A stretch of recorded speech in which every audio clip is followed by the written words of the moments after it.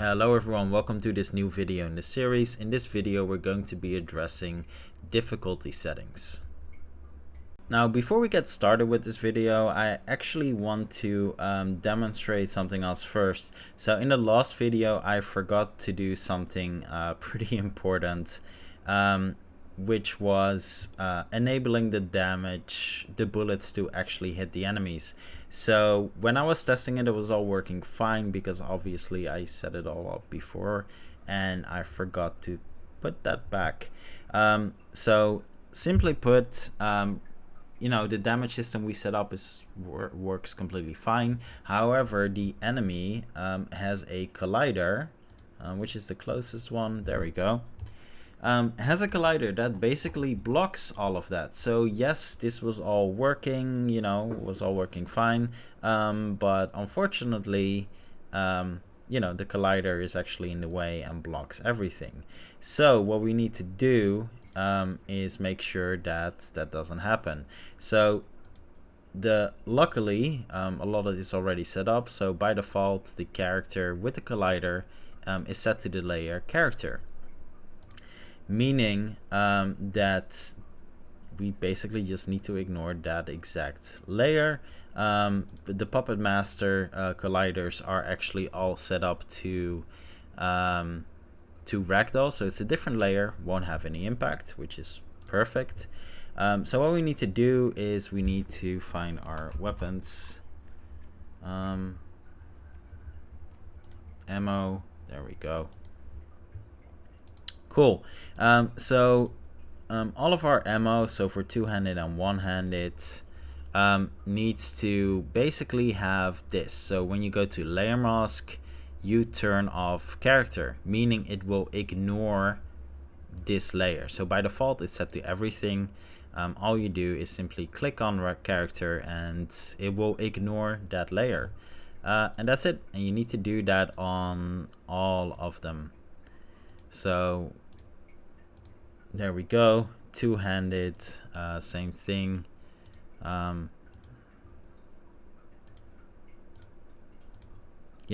Ignore it. And there we go. So other than that, obviously, and yeah, that's it. That's everything. So this way the character controller layer will actually be ignored and we can output that damage. So sorry for missing that in the previous video. So what we'll be doing here is we're going to influence how certain values change the outcome. Now let's have a look at our global variables. So our system, the system we set up, is basically influenced by a couple of things. So we have our player damage, so this is the number, the output, that when an enemy receives damage, this is the damage he gets. Enemy damage is the damage the enemy does on the player, and player weapon actually changes, at this point only player damage, well, not at this point, in general, changes player damage. Now we need an additional variable, and let's already add it, which is difficulty. That is going to, when you change that setting in a menu, it is going to be changing the outcome of player damage while also considering this, so the player damage. So it's not actually that simple and straightforward. We're not just dealing with one number, we're dealing with something else that influences that number as well. So it can become quite complex. Luckily, once you figure it out, it's a rather simple and smooth solution. We can also have this address enemy damage if you feel like that. I'll do that as well, because why not? Enemy damage is the easy one, because that's not influenced by anything else, making it really simple because it's just a static number. Player damage is not. It's not static. It gets influenced by which weapon we select, and we don't want to make that overly complicated either. It should be a rather simple solution to influence player damage, because I imagine you want to add many more weapons and it shouldn't become way too complicated. So yeah, we'll start off with that.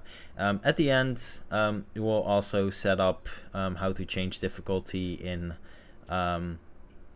you know, in the menu of the game, you know, show you how to do it. Now, in order to avoid having to go through a lot of steps to demonstrate that this works, I added these set of actions. Don't replicate this, there's no need to. I'm just going to use this to show you what everything does. Now, just as a quick refresher, basically, we're going to change weapon values now. There we go. So we're going to change weapon values. So metal pistol influences player damage, basic pistol does as well, and then M16 does as well. Now the important thing here is that we need this value, which, you know, we'll set to normal by default, needs to influence this outcome, while changing this when this has been changed does the same. So it all needs to work together constantly, so there can't be any gaps here, because otherwise, you know, changing weapons while you already changed difficulty might not work the correct way. So yeah, let's start off with that. So first things first, we need to make sure that we have a default value, which is normal. You can name it whatever you want, by the way, it's completely irrelevant. And then here in you know, our conditions, we're going to be adding a couple more things. So what I want to add here, for example, is some additional triggers. So for one, we need a trigger that is on start. Let's move that up. So we need an on start trigger that actually calls on these you know, when we start the scene, simply because, you know, if you change it in the main menu, all of this needs to happen as well. But we also need all of this to happen while we're changing variables, simply because you know, you might have a pause menu where you can just change those values and then, you know, it won't run on start. So we need those triggers as well. So another variable change, and that variable change is going to be our difficulty variable. So yeah, 3 triggers basically. Let's all set it like this for now. So all of these 3 will do the same thing, and then we need another local variable, which is where we temporarily will store a value, and I'll explain that in a bit. And this is difficulty, let's call it rating. It's a bad name actually, but it doesn't matter. Cool.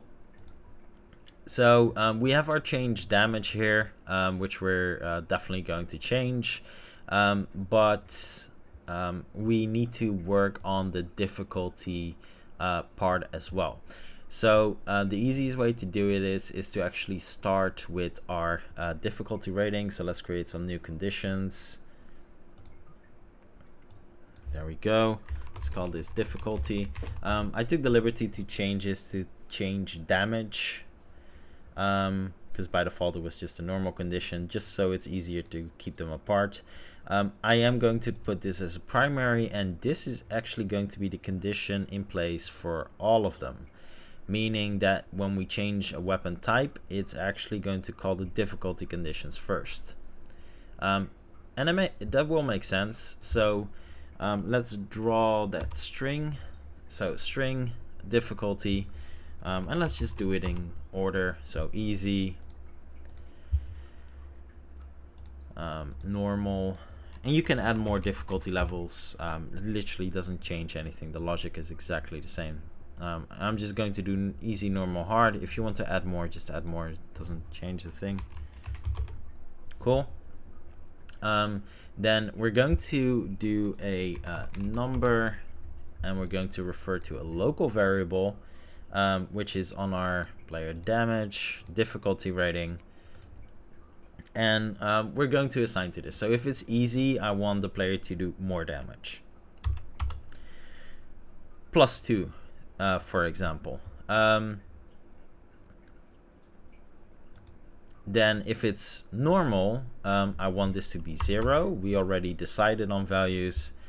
On normal, we're not going to change anything.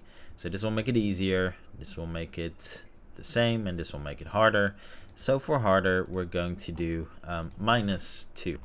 And again, you can pick the values you want, experiment, playtest. It's honestly really important. It's about the logic here. Then what we're going to do next is we're going to call conditions, and we'll be calling the change damage conditions. And there we go. Change weapon conditions, sorry. Should have been, yeah, okay. Cool, whatever, doesn't matter.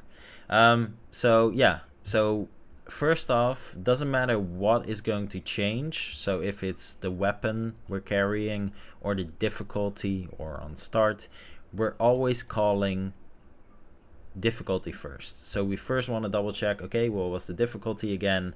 And then that will have effect on the damage. And the reason we want to do that as well when we change weapon types is because this basically functions as a modifier. This modifies the output. Now the way we do modification of output is by using a math expression. And math expressions, I've used them before in other series, can be really complex or they can be really easy. So we want the base damage with the basic pistol to be 10. So let's pick 10. And then we're going to do plus. We're going to be referring to that variable which we have here, which is our difficulty rating. So the result is player damage. The variable that we're using is a local variable. Difficulty rating. So the basic 10, which we use to set here, is going to be used plus whatever the rating is. Now this plus will work with a minus value. So for example, for hard, it's actually -2, and then it will do plus -2. It will become 8. So that's awesome. We don't have to worry about that.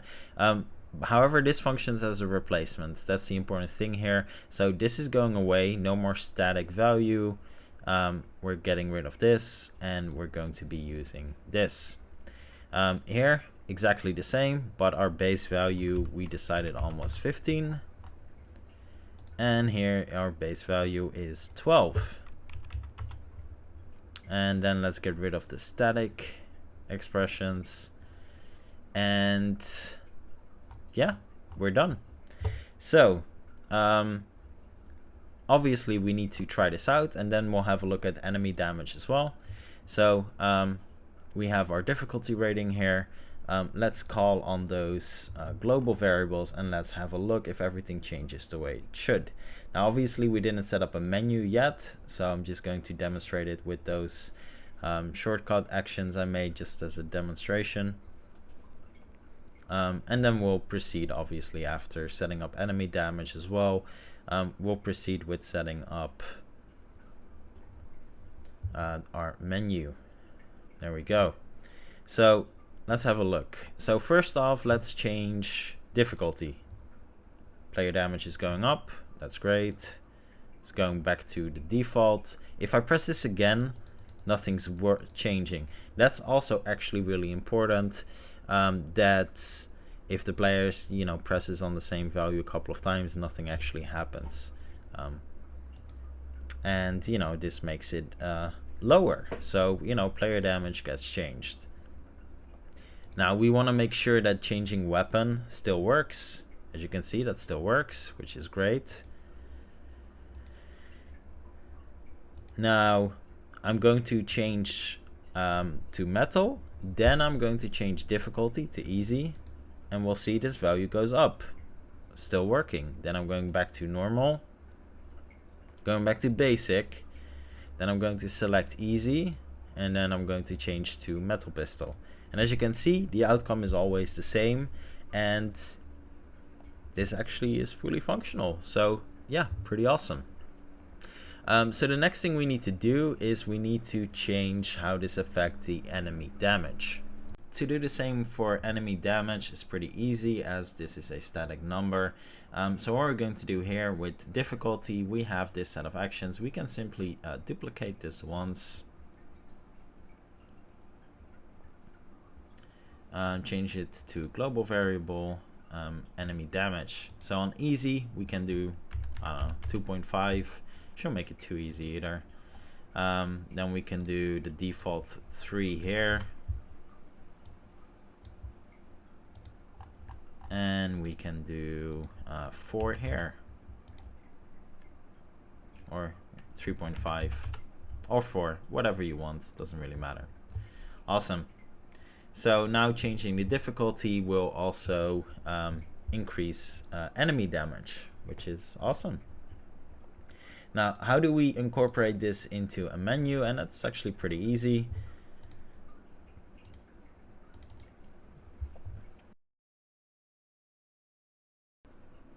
Cool, so let's head over here and let's find our canvas, settings. We want this to be visible, of course, and these are our settings. Now, technically we could actually do this with a drop down, but then we unfortunately need some custom code, because when we go into Game Creator UI, as you can see, there is no drop down. There's an input field, there's a slider, there's a toggle, text, but as you can see, no drop down. Something I'm might address in a different video, but not now.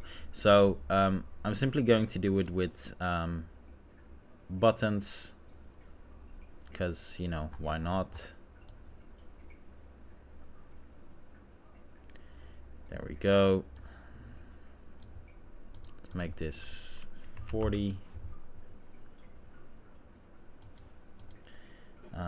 This will be easy. Oh, not the text, sorry about that. Easy.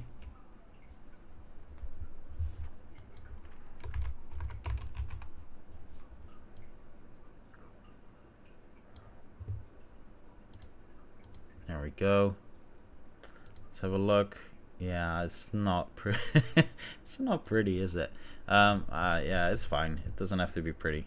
So we have a button for easy. And then here we simply call a string, global variable, difficulty, easy. Now we're going to duplicate this to normal, and duplicate this to hard.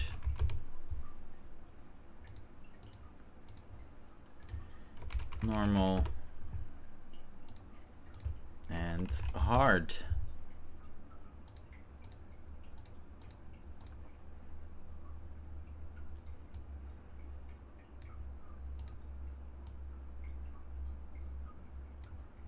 Yeah, like I said, it's not pretty, but that's not really the point.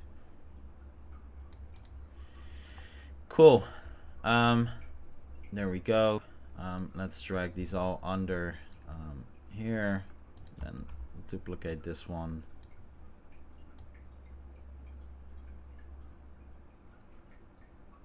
There we go. Difficulty. And yeah, let's drag these down a bit.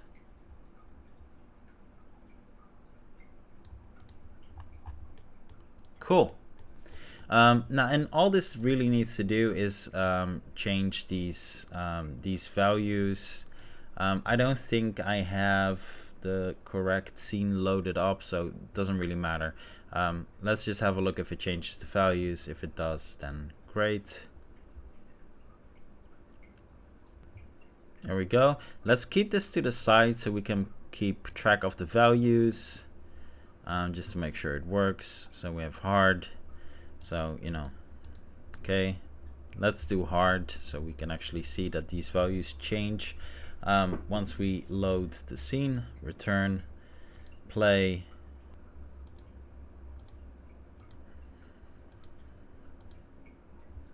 There we go, and let's have a look.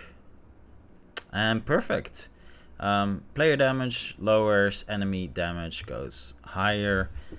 If I open up menu and change weapon, we see that the damage, the player damage alters accordingly.